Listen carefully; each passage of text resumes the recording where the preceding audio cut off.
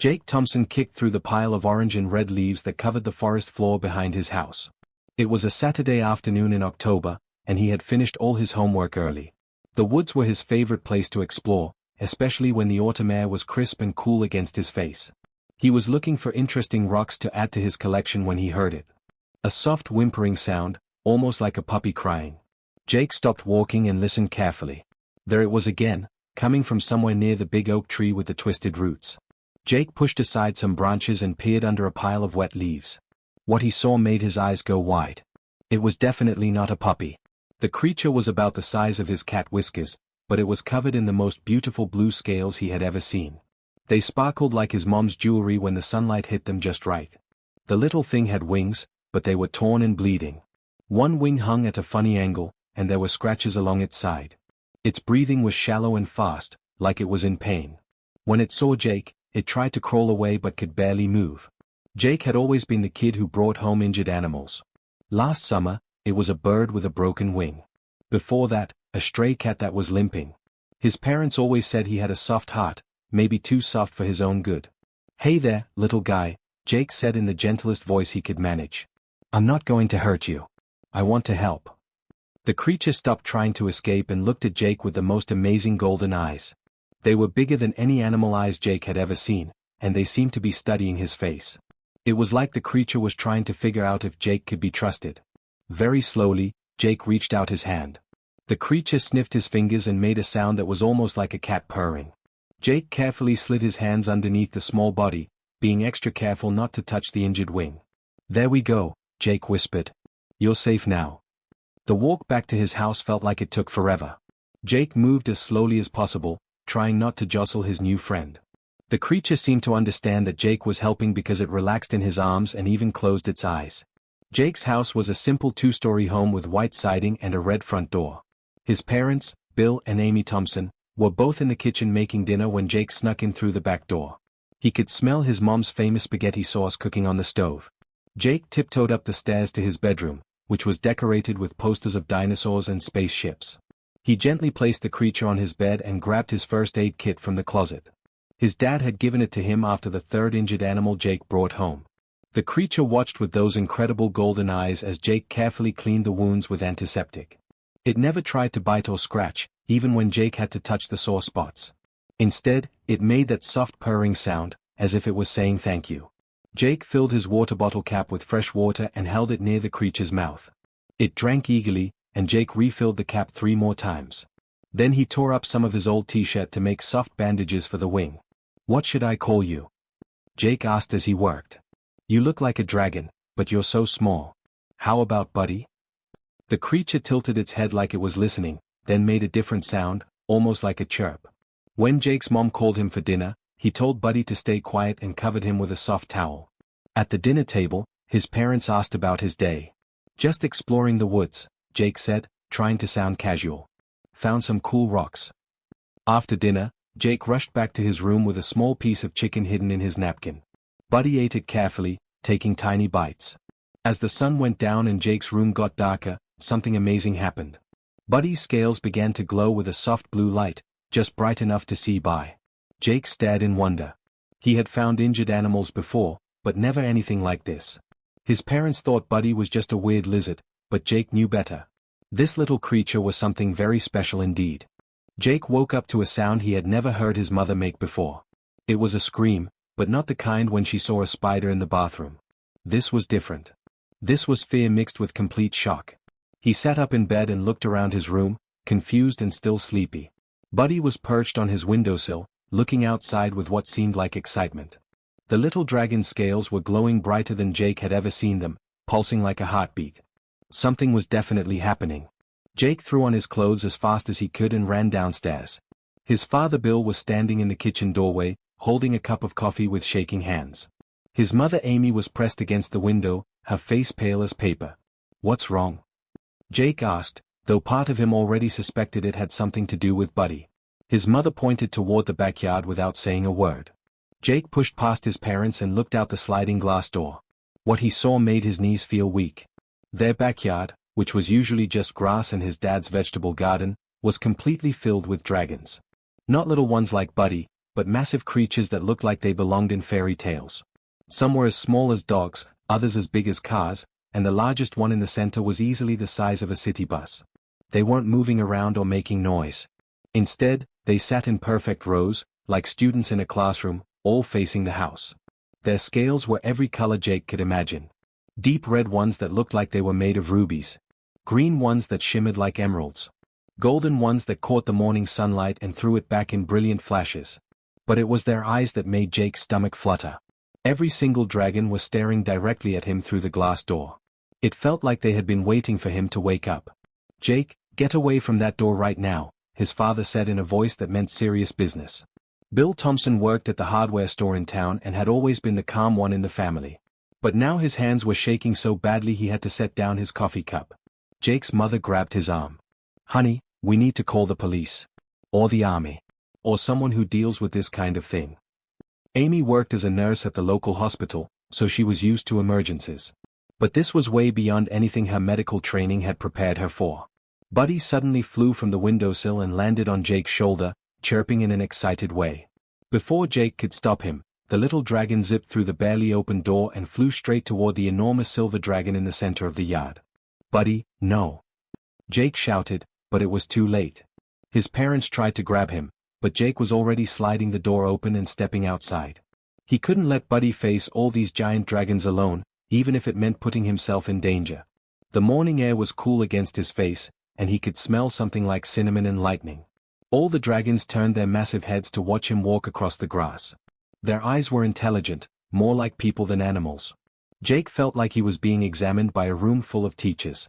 Buddy landed on the nose of the giant silver dragon and started making a series of chirps and squeaks. The big dragon listened carefully, occasionally nodding its enormous head. Then it looked directly at Jake, and something incredible happened. A voice appeared inside Jake's head. It wasn't his own thoughts, and it wasn't coming through his ears. It was like someone was speaking directly to his brain, and the voice was older and wiser than anything Jake had ever heard. "We have come for the one who showed kindness to our young," the voice said, and Jake knew it was coming from the silver dragon. Jake's legs felt wobbly, and he had to take a deep breath to keep from falling over. Behind him, he could hear his parents calling his name and probably trying to figure out how to rescue him from a yard full of dragons. The silver dragon lowered its massive head until it was at Jake's eye level. Up close, Jake could see that its scales weren't just silver, but every shade of gray and white, like storm clouds. Its eyes were the deepest blue Jake had ever seen, like looking into the ocean. "You helped our child without asking for anything in return," the voice continued in his mind. "This is rare among your species. This is why we are here." The massive silver dragon's eyes seemed to look right through Jake, as if it could see every thought he had ever had. When it spoke again in his mind, Jake felt a strange tingling sensation, like when his foot fell asleep but in his brain instead. "I am called Elder Zorian," the voice said, and suddenly Jake's mind filled with images that weren't his own. He saw stars and planets spinning through space, worlds covered in ice, worlds covered in water, and worlds that looked nothing like Earth. "What I am about to show you will explain everything." Jake tried to speak, but his voice came out as a whisper. "What do you mean? I don't understand." Elder Zorian's enormous head tilted slightly, almost like Buddy did when he was curious about something. "The small one you call Buddy was not lost or injured by accident, young human. He was placed in your woods as part of a test that is older than your civilization." More images flooded Jake's mind. He saw dragons like Elder Zorian flying between stars, visiting planet after planet. On each world, they would leave behind a young dragon, hurt and scared, in a place where the local intelligent species might find it. "We have been doing this for 10,000 of your years," Elder Zorian explained. "We visit worlds where thinking beings live, and we watch how they treat our young. Most species fail this test in ways that would break your heart." Jake saw flashes of other worlds, other creatures finding young dragons like Buddy. On one planet, strange blue beings with 4 arms captured the baby dragon and put it in a cage to study it. On another world, tall creatures that looked like walking trees found a dragon but ignored it completely, stepping over it as it cried for help. "Some beings try to sell our children," Elder Zorian continued, and Jake felt a wave of sadness that wasn't his own. "Others want to cut them open to see how they work. Many simply pretend they never saw them at all. It is rare, very rare, to find someone who helps simply because helping is the right thing to do." Jake felt tears starting in his eyes. "But I didn't know he was a test. I just saw he was hurt and scared." Exactly, Elder Zorian's voice became warmer in Jake's mind. You expected no reward. You asked for no payment. You did not try to become famous or rich. You saw a creature in pain, and you helped. This is what we search for across the galaxy. From the house behind him, Jake could hear his parents talking in worried voices. His father was probably calling the police or maybe the army. But Jake couldn't move. He was frozen in place by what he was learning. Mrs. Helen Rodriguez from next door had climbed up on something to peek over the fence. Her mouth was hanging open as she stared at the dragons filling Jake's backyard. She had always been the neighborhood gossip, but Jake was pretty sure no one would believe her when she tried to tell this story. Your compassion has earned your entire species something wonderful, Elder Zorian continued. For the first time in 300 years, we have found a species worthy of consideration for the Galactic Alliance. Jake's head was spinning. The what? More images filled his mind, but these were different. He saw hundreds of different types of beings living together on massive space stations. Some looked almost human, others were completely alien. But they were all working together, sharing knowledge, helping each other solve problems. A union of species from across the stars, Elder Zorian explained. Beings who have proven they can be trusted with great power because they use that power to help others, not hurt them. Species that choose cooperation over conquest, compassion over cruelty. Buddy flew back to Jake's shoulder and nuzzled against his neck, making happy chirping sounds. Jake reached up to gently pet the little dragon's head, still trying to understand what was happening. But this is only the beginning, Elder Zorian warned, and his mental voice became more serious. Your kindness to our child has earned humanity a chance, nothing more. We will now observe your entire species for one full cycle of your planet around your star. We will watch how humans treat each other, how you handle conflict, whether you can learn to work together despite your differences. Jake's stomach dropped. What if we fail? Elder Zorian was quiet for a long moment. Then we will leave, and humanity will remain alone among the stars, as you have always been. The sound of helicopters filled the air before Jake could even process what Elder Zorian had told him. At first it was just one helicopter, circling high above the trees. Then two. Then so many that the noise made it hard to think. Jake looked up and saw black military helicopters hovering over his neighborhood like angry wasps. Within an hour, Jake's quiet suburban street looked like something from a war movie. Army trucks rolled down Maple Street, their big tires crushing Mrs. Rodriguez's flower garden as they parked on her lawn. Soldiers in camouflage uniforms set up barriers at both ends of the block, keeping curious neighbors and news reporters away from Jake's house. Jake's father Bill stood on the front porch, still in his pajamas, talking frantically on his cell phone.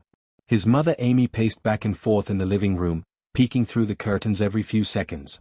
Neither of them knew what to do. How do you handle a situation when your 10-year-old son is apparently the only person who can talk to a yard full of dragons?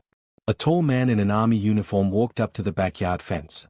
He had more medals on his chest than Jake had ever seen, and his face looked like he hadn't smiled in years.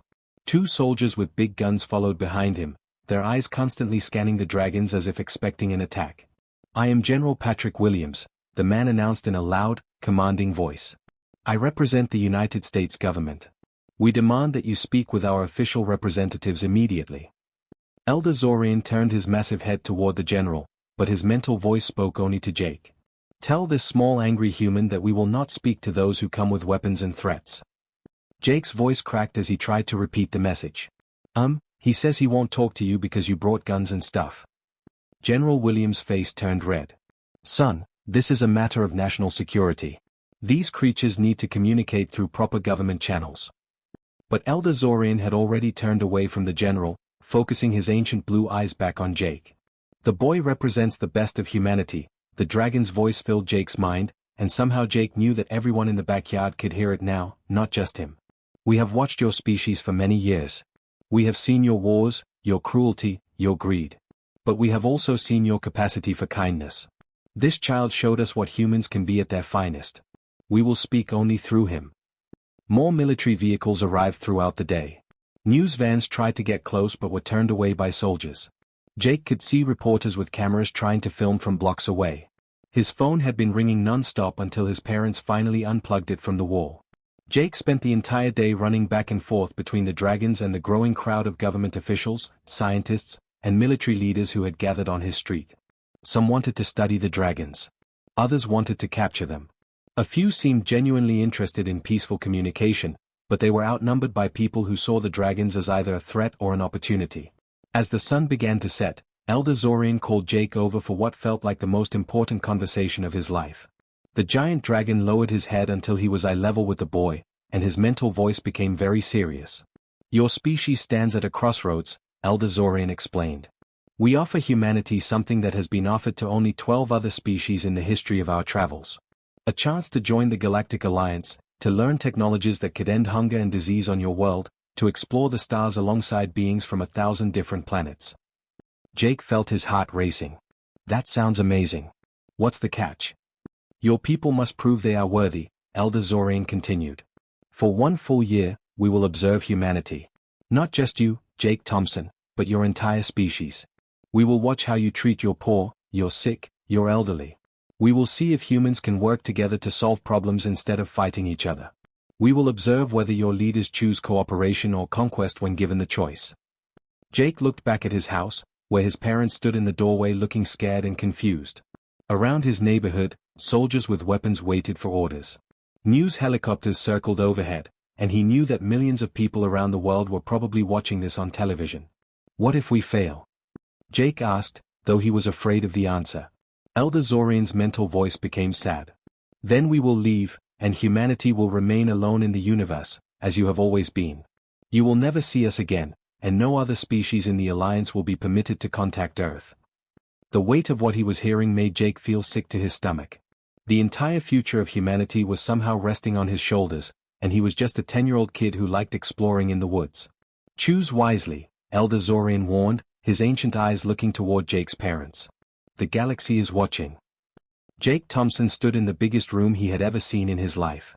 The United Nations Assembly Hall stretched out before him like a giant stadium, filled with people from every country on Earth.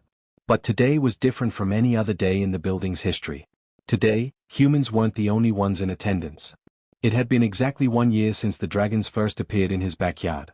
Jake was 12 now, taller and more confident than the scared 10-year-old who had found Buddy in the woods. But his hand still shook a little as he adjusted the strange silver device wrapped around his ear.